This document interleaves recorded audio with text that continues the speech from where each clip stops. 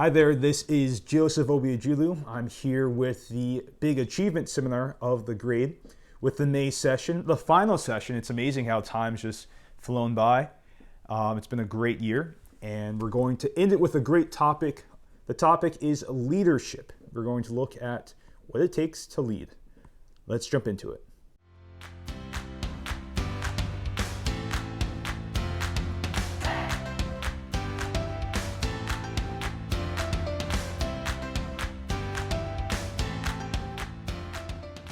Okay, so the topic for today is leadership, and we're going to break this down into three main sections. The first one is we're going to look at what leaders do. What is leadership? Then we're going to look at what does one need to be able to lead? And finally, what are ways in which one can grow in leadership? So first off, just want to dispel a couple of misconceptions here. Leadership is a tricky thing. Leadership is a practice, right? It's not math. And so we're not going to be able to have mathematical precision really on any of these three topics that we'll be touching upon during the course of this lecture. We're going to use common sense. You're going to use observations. We're going to use practical science. You can think of it that way as opposed to mathematical science. Okay, so what is leadership? There are, once again, many ways that you can define leadership. I personally like this definition of leadership that actually comes from the United States Army. The Army is an organization which has lasted for many, many years, hundreds of years since the beginning of the United States. And given this context, given this environment, they have a great understanding of what it means to be a leader. There are many problems, many missions, many goals that the Army has to strive for. And through the 3 centuries of its existence, it's learned a lot about leadership. And so this is the Army's definition of leadership, which once again, I think applies to just all leadership. Leadership is a process of influencing people by providing purpose, direction, and motivation to accomplish a mission and to improve an organization. Great. So I want to step through this definition bit by bit because there's a lot here. There's a lot to unpack. And we can learn a lot about leadership by just looking at this definition slowly. So first, leadership is a process. Not an innate skill. Leadership is not something that you are just born with or not born with. Sure, some people, they have personal traits that make it easier for them to lead, but that doesn't mean the people without those traits cannot become leaders. In fact, everyone has the capability of learning this process, learning this skill of leadership. So leadership is not something that you're just born with. Leadership is something that you can grow in.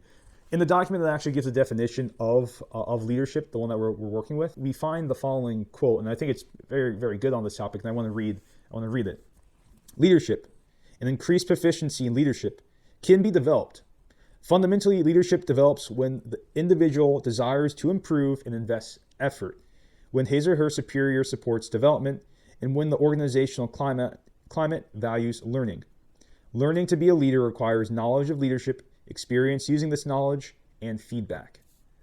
So there you go. This idea that leadership is a process which can be learned, it can be studied, and one can learn it well in a context in which one can know more about leadership on the theoretical level, one can put that into practice, and one can get feedback. Great, so leadership is a process. Leadership is a process of influencing people. So this is important. I want to focus on the influencing part of this to begin with. A leader ultimately has to influence other people. A leader has to show other people why it's worthwhile to do certain things. He has to get them to do certain things. He has to be accountable for what they do. All this requires influencing other people. And there's kind of a spectrum when it comes to influence. The best kind of influence is commitment, right? Sparking commitment inside of people. Commitment is this self-driven willingness to set about some task. And this is a great way leaders can influence people by having them become committed to something, to the mission. On the other end of this influence spectrum, you can think of it as, is compliance. Compliance is just doing something in light of someone else's authority, in light of their ability to actually ask certain things of you. Now, of course, we want to strive for influencing people through commitment, which is really giving them the opportunity to freely decide to follow you and to go along with you in whatever mission or goal you're striving for. Now, there are also times in which compliance is fine. A couple of good examples. One is taxes, right? So Uncle Sam does not necessarily rely on our commitment and our kind of self-directed willingness to pay taxes, but relies on a certain degree of compliance from the United States people. And that's fine. There are some instances where it's fine for a leader to settle for compliance, but we should strive to spark commitment and use commitment and try to have people be committed to something that they really want to do and to be committed to actually following you. Great. So leadership is a process of influencing people. I want to focus on the people part really quickly. So leadership is fundamentally about people. I want to stress this very, very strongly. It is about people. It would be ridiculous for the CEO of some car company to know next to nothing about cars, to not know the difference between an engine and a motor, to not know how an exhaust works, all these things.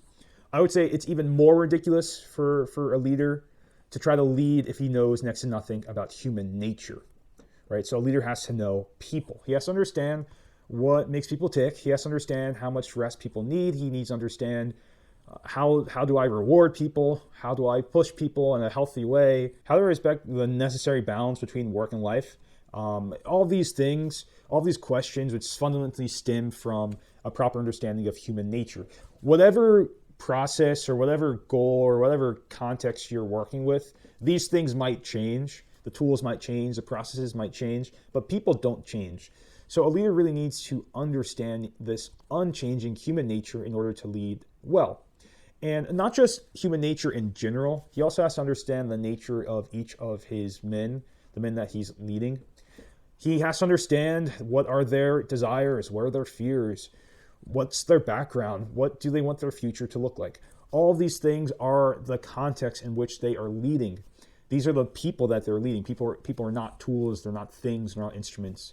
They have their own value. People, every single person is infinitely valuable. I think a leader that really embodies this extremely well is Nick Saban.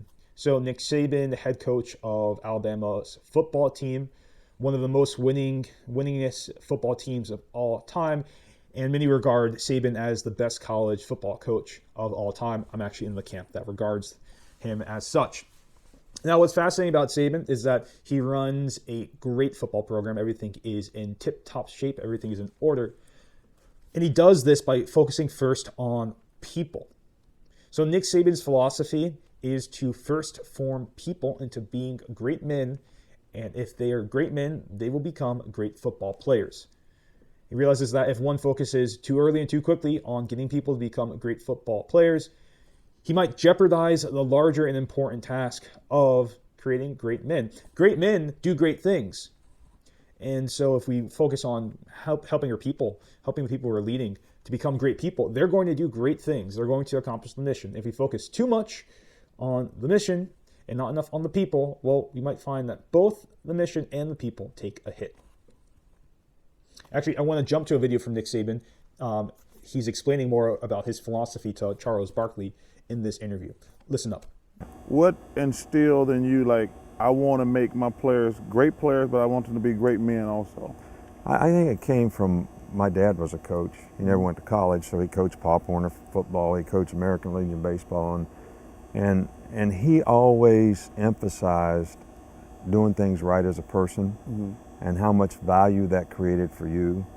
And he always thought that if you have good people and they have good character, that's going to carry over in the way they compete and play, on the field. So I kind of grew up that way. But I think there's a lot, and I think this is one of the issues that I had when I coached in the NFL. That's not necessary. It's not necessary to try to instill personal values that are going to help people be more successful in life by making better choices and decisions. It's not necessary to emphasize guys getting an education because that could change their life, after football. So how to compete, discipline. It takes discipline to make good choices and decisions about whatever you want to accomplish in your life. So, athletics is a great vehicle to sell all these things to a guy that they can go use in their life so that they have a chance to be successful. Leadership is a process of influencing people by providing purpose, direction, and motivation. So let's first talk about purpose. A leader has to provide the why to the people that he's leading, to his men. This is something that very often goes overlooked. It's very easy to first start to just want to solve a problem, to start looking at what process do I need, what are the systems of organization, what are the duties I should assign. It's easy for a leader to focus on these smaller issues, like the micro tasks that have to get done, and to miss the bigger picture, which is the why. And it's easy for a leader not to provide the why to the people that he's leading. It happens all the time. And what happens is that the employee, the student, the player can start to think to himself, why am I doing this? Why am I doing? And so this is a classic sign of bad leadership, right? When the people being led are asking themselves, why am I doing this? That leader has failed. And 9 times out of 10, the mission is going to fail. The goal will not be reached. You have to provide the why to the people that you're leading in order for them to actually to do it and to do it well. Otherwise, you're treating people as machines. Machines don't need whys, they just do. People need whys because people have freedom and free will to choose what to do. So you have to provide the why for the will to be able to grasp onto. I think a really great example of providing the why was done by the United States government during World War II. So I'm not sure if you guys know Frank Capra. If you don't know of him by name, you probably know of him by some of the films that he has made.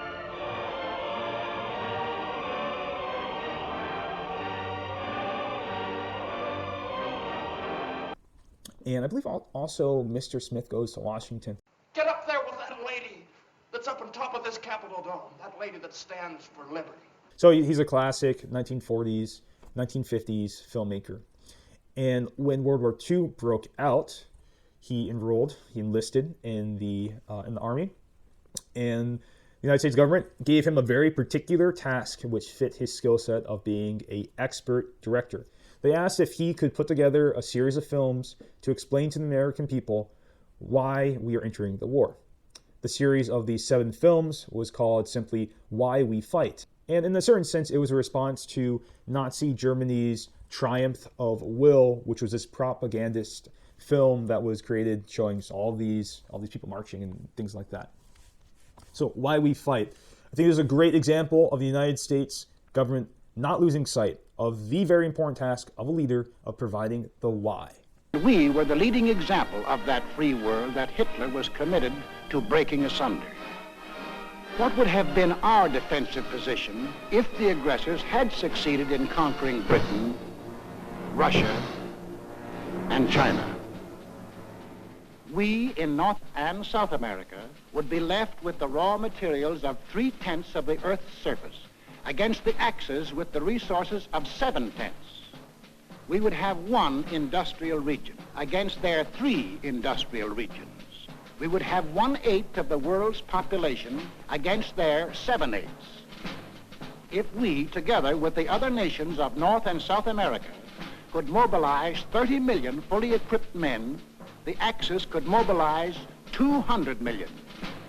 Thus, an Axis victory in Europe and Asia would leave us alone and virtually surrounded, facing enemies 10 times stronger than ourselves. These are the reasons that led us, the American people, to change the Neutrality Act,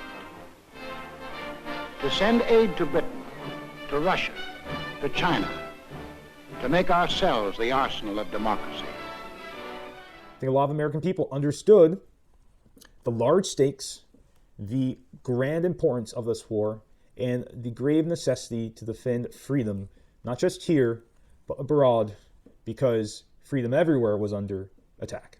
So leadership is a process of influencing people by providing purpose, direction, and motivation. So let's talk about direction.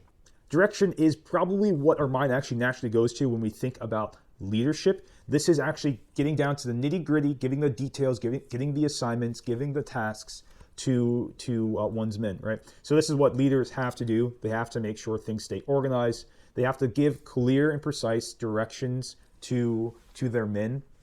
Otherwise, the men are not going to know how to do what they have to do, or what they should do. I think a really, really cool example of this is this fellow, Luis Uzura. So Luis was a foreman in a mine in Chile. So he actually was a miner for about 3 decades. He gained a lot of experience, and he had kind of a good reputation of being a leader in the mines. And I'm not sure if you've ever been inside of a mine. I've been inside of a mine a couple of times over the course of my life. They're very, very interesting places. You almost feel like you're on a different planet. The air inside of a mine, it kind of tastes stale. Time seems to be frozen. There's no light. You can't tell what time it is. This is the kind of environment that Luis was very, very familiar with. Now, on August 5th, 2010, this kind of eerily quiet and serene environment of a mine before the men are working, this environment was completely destroyed in an instant. Boom! Kind of this exploding sound. And Luis ordered some of the miners to go examine what was the cause of the sound. And their fears, and any miner's worst fear, was confirmed. There was a cave-in. So now Luis was trapped half a mile underneath the ground with his 32 miners, so 33 in total. And they were stuck. This was a problem. It's amazing how sometimes in life you have just these moments in which, boom, something happens and it's just irreversible. Irreversible damage has been done. And this is a prime example of that happening. These men are stuck. And Luis could tell it was not going to be just a quick fix. They were in this for the long run. It was going to be a long haul operation. And what did Luis do? He was the man in charge. Like, literally, these 33 men were half a mile away from the rest of humanity, and Luis was in charge. So I want to read a quote from this article from this paper, The Guardian, which kind of details Luis's quick actions and how he maintained organization and how he acted as a leader. So let me read this here. As rescuers spent 16 days in frustrated attempts to drill a rescue hole half a mile down to the trapped men, Uzura also used his training as a topographer to make detailed maps of the miners' underground world. Uzura drew maps, divided the miners' world into a work area, a sleep area, and a sanitary facility. And he used the headlights of the mining trucks to stimulate sunlight in the attempt to provide a semblance of routine to the men's daily lives. Uzura also kept the men on 12-hour work shifts. This is amazing. Luis kept order. He gave directions. He made it clear to his men what needed to be done. This area is going to be for sleeping. This area is going to be for working. This area is going to be for sanitary needs. Okay, you're on the 12-hour shift from here to then. Okay, this is the crew that needs to be doing this. The article also later goes on to detail that at a certain point in the rescue mission, the 33 men had to change where they were, their sleeping area, to a new place. And in that new place, there was risk of rocks falling from the ceiling while they were sleeping. So another task that Luis, kind of realized needed to be done and made sure that men were assigned to do it was like kind of scraping off the roof of this part of the mine. And so it's just amazing to see the amount of order that Luis was able to instill. Also really amazing, they were trapped down there, and for the first 17 days, they had to make an emergency food supply, which should have only lasted 2 days, stretch the full 17 days. So Luis kind of put into place that, hey, we're going to have this rationing of this food, that you can only have 2 spoonfuls of fish and like a certain amount of milk every 48 hours. And he made sure that some men were assigned to doing this rationing. So just really an expert job of giving clear directions to his men. Luis was a great example of leadership at its finest. Okay, so leadership is a process of influencing people by providing purpose, direction, and motivation. Let's talk about motivation. Motivation is providing the will to act. So a leader, it's kind of really cool. A leader literally has to kind of take the will to accomplish the mission, to reach the goal, and actually share that with other people. So other people have that will themselves. There are many ways of doing this, and it's actually one of the more exciting tasks of a leader. So you kind of have the direct approach, which is to try to pump people up, to get people going, to encourage people to realize that there's going to be an asymmetry of motivation naturally for whatever task or mission there is. So to really motivate the people who need the most motivation, giving more ownership to other people. This is a great way to motivate people. The more ownership you have over something, the more you actually have your own will acting in the operation. So I think a really great example of motivation is taken from a Shakespearean play, Henry V. It comes from, I believe, Act 4. And it's the famous St. Crispin's Day speech. So, which set the scene. It's the eve of the Battle of Agincourt, and the British are going to go up against the French, and the British are vastly outnumbered. It's not looking good, and the men are realizing this, and so there's a certain lowness of morale, some grumbling. People are starting to doubt, should I be here? Some deserting, all these things. And King Henry realizes this, and he decides, hey, I'm going to motivate my men. I'm going to remind them of why we're doing this. I'm going to remind them of in this case, the land of England that we're protecting, and previous forefathers who had also protected England, and things like this. There's a masterful rendition of this, and I'll put a link to it in the description box down here. We few, we happy few, we band of brothers. How does the St. Crispin Day speech in this particular rendition of it, how does this motivate people? Well, it's a mix of amazing words that cut straight to the heart. It's a mix of also just a very forceful and bold and empowering presence that the leader gives to his men. And it really does speak to a great understanding of between the leader and his men. He understands his men's concerns and all these things. So a leader has to motivate his men, and it's a really cool task. It's an important task. You have to use words. You have to use your presence. You have to know your men. And once again, no science here. It's not mathematical precision. You have to figure out the best way of motivating your team. Okay, so leadership is a process of influencing people by providing purpose, direction, and motivation to accomplish a mission and to improve an organization. So, accomplish a mission. This is the short-term objective. The leader, at the end of the day, has to get the job done. He has to accomplish the mission. He has to reach the goal. He has to get it done. And so this is going to be something that great leaders do. Once again, we have to first focus on the people, but we also have to make sure we accomplish the objective here. So I think a really great example of this is Gene Kranz.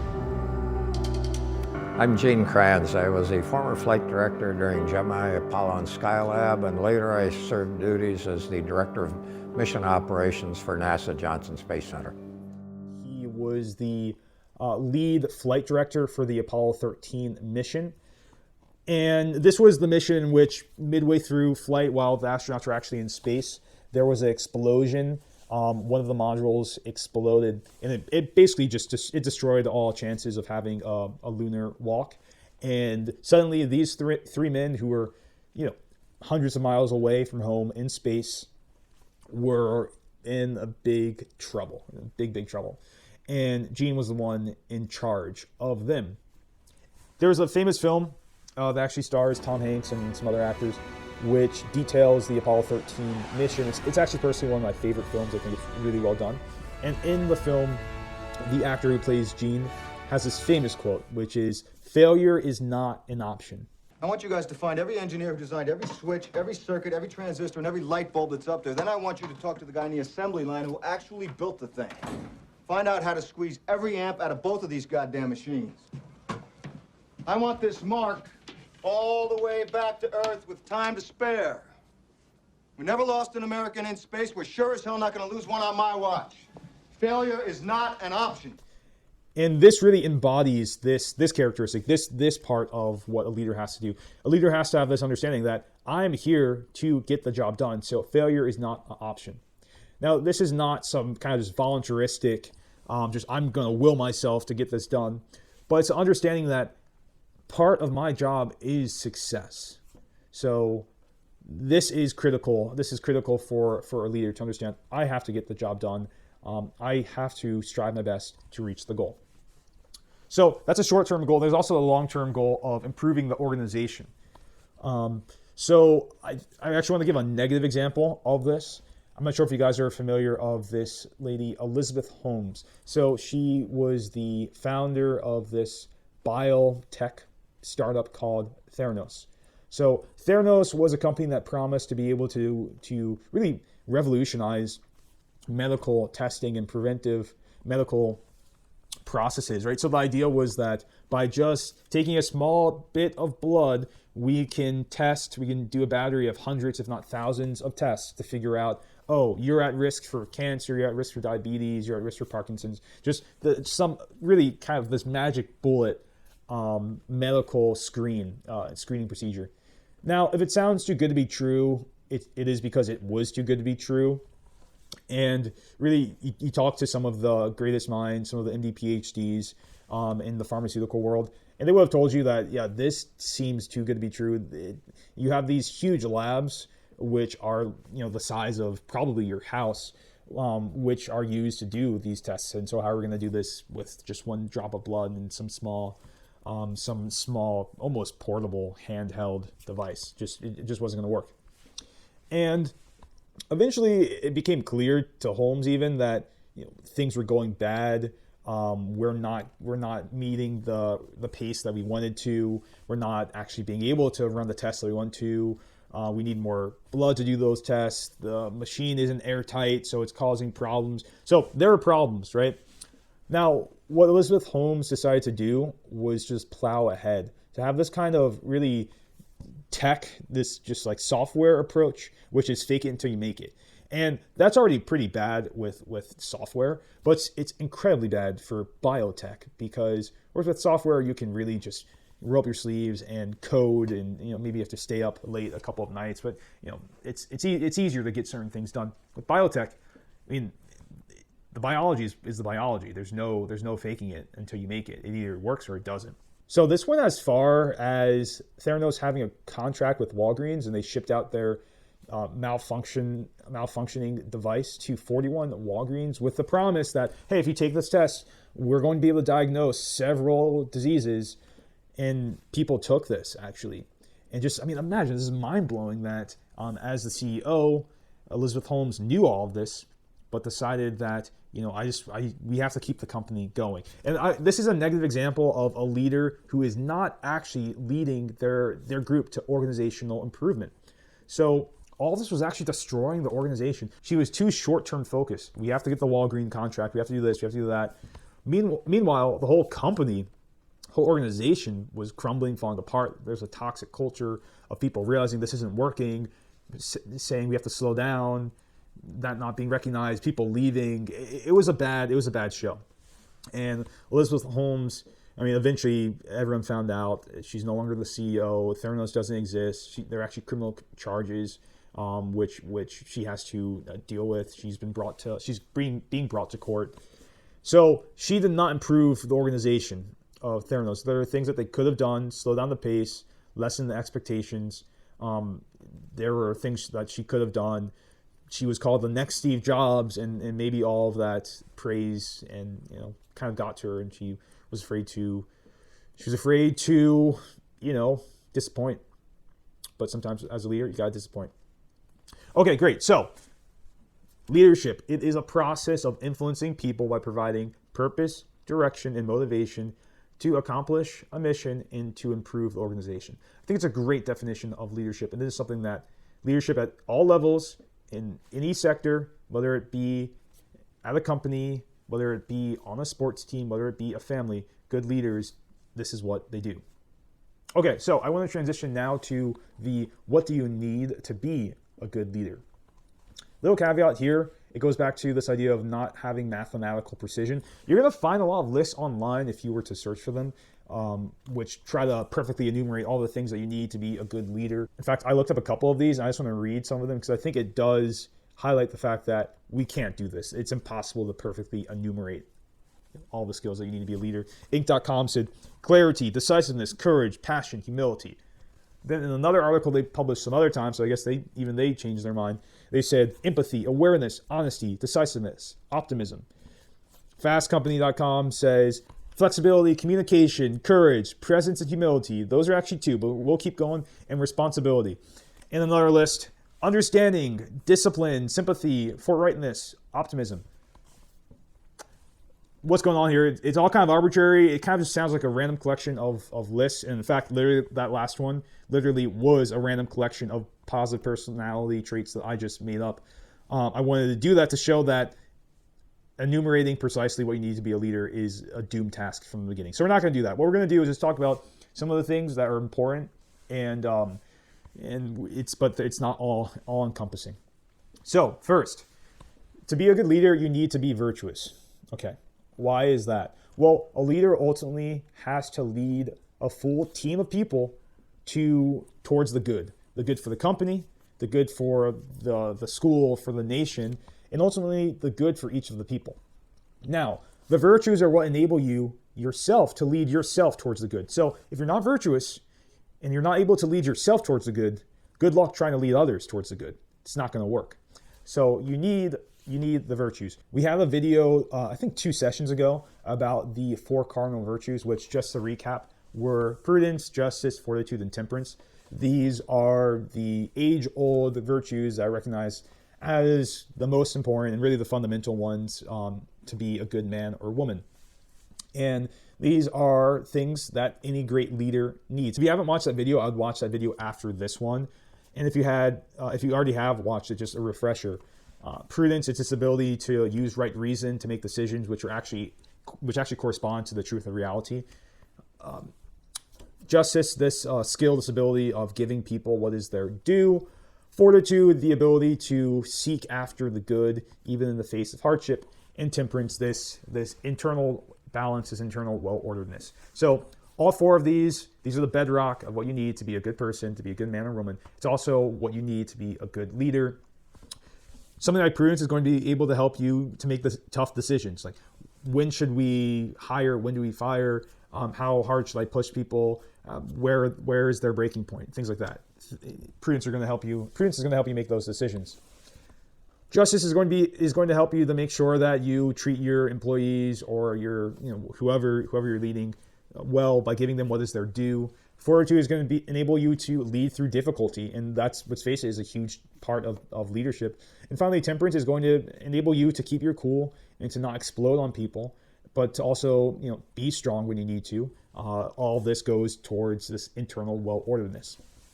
Great. I also want to highlight 2 other virtues, which are kind of sub-virtues. They fall under the cardinal virtues in a different way.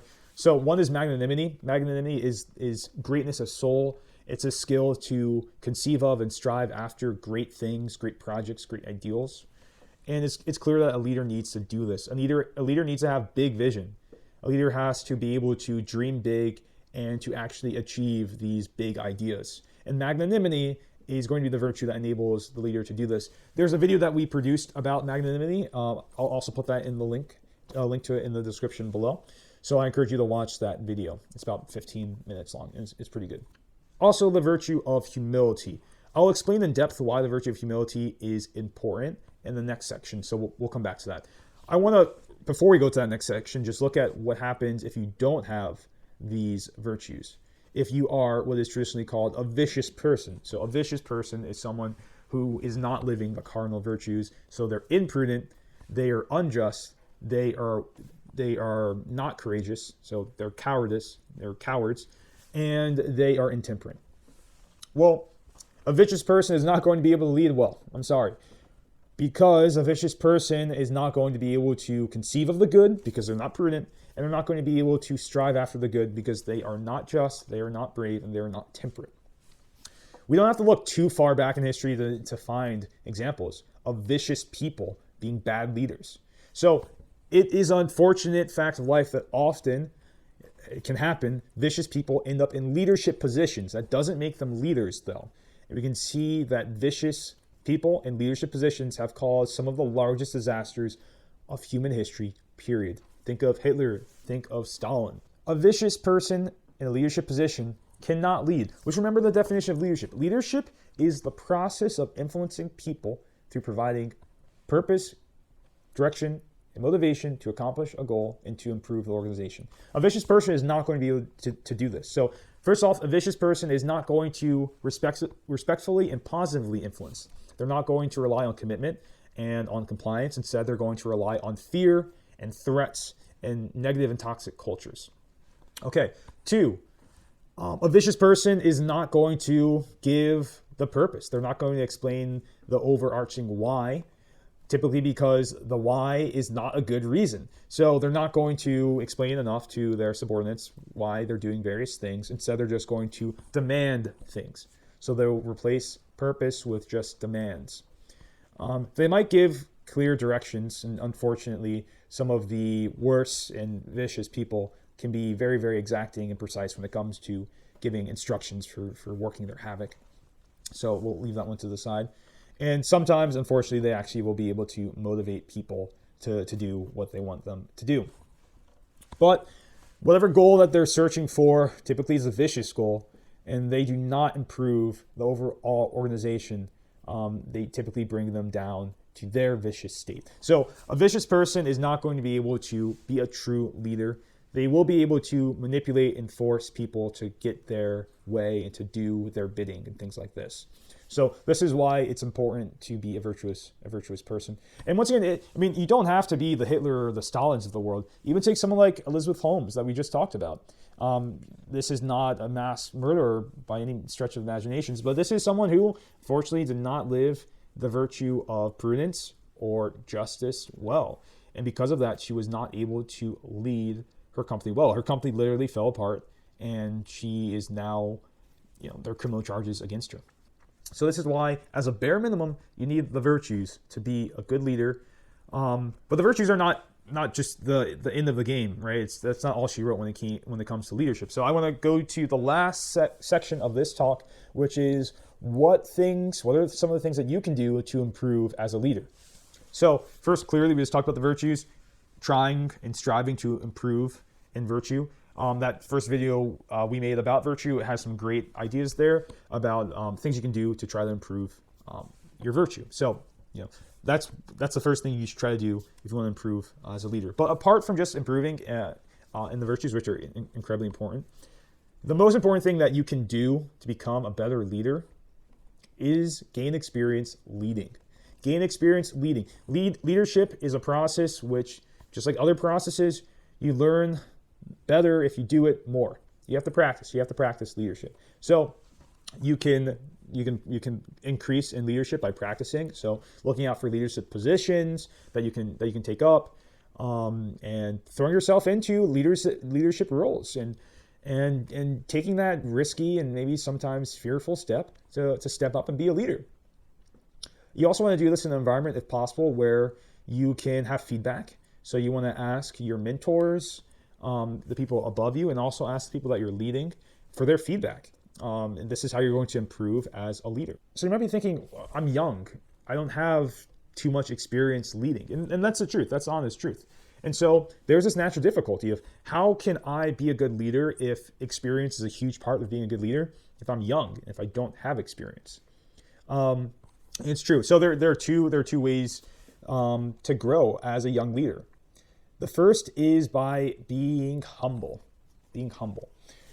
Why is this? Well, humility is this recognition that there is equal dignity among all people. Every person on this earth has equal dignity and an infinite dignity as that. And so that you're not better than me, I'm not better than you. Or that humility is the recognition of that, right? So humility is a great skill. It's a great virtue that helps you to learn, experience from others. The humble person is able to enter a new environment in which they are a leader, in which they do not have much experience, and learn from others. Learn from the people that they're even leading, right? So a perfect example of this, a 22, 23-year-old recent college grad who was a civil engineering major. He ends up on the job site, right? The work site, and they're building a building. There are people on that job site who have been doing that for the last 2-3 decades, and they clearly have a lot more experience than this young buck, right? So if he's humble, he'll realize that, and he'll be able to ask questions, and he'll be able to lean on the experience of the people that he is leading. Humility is so core, it's so key for the young leader, because the young leader really does not know much. He doesn't have the experience, but he can learn from the experience of others through humility. So that's the first approach, lean on humility. Another approach is to lean on reading. So you can learn from the experience of others. Of course, it's better if it's your own experience, but especially for a young leader, A big part of learning about leadership is learning from the experience of others. Read books about great men, about great leaders. Read books about great companies, great projects that were accomplished. Learn from their mistakes, learn from their successes. You'll actually be able to kind of live the life of these leaders so that their experience becomes your own experience. So that's as a young leader, and that's all of you guys are young, this is what you have to lean on: humility and on the experience that you can gain from reading about great leaders. And that's it. That's really what I wanted to talk to you about during this class. We talked about what leadership is, what are the skills that you need to lead, and what are ways in which you can grow in leadership. Guys, it's been a great year. It's a shame that the last 3 sessions had to be remote because of COVID-19. But I just want to say it was an honor to be your teacher throughout the course of this year and through the Big Achievement Seminar. We learned a lot. We covered a lot of ground. And I think if we were to look back to September, I think we would have seen that, we did reach a lot of big achievements in understanding what it means to be a good person, to be ultimately a good father, a good professional, a good friend, and a good citizen. Now, our seminar has come to an end, but your striving towards big goals and big achievements should not end now. In fact, this is just the beginning. I really look forward to seeing the great work, the great goals, the great missions that you guys are going to reach and accomplish. You guys are going to be great leaders. You guys will be great men. And that starts today. So, live COVID-19 well, do your homework, listen to your parents, be a close friend to your friend through these times, and also have fun. All these are part of the elements of having a great life. Take care, guys. This is Joe O signing off.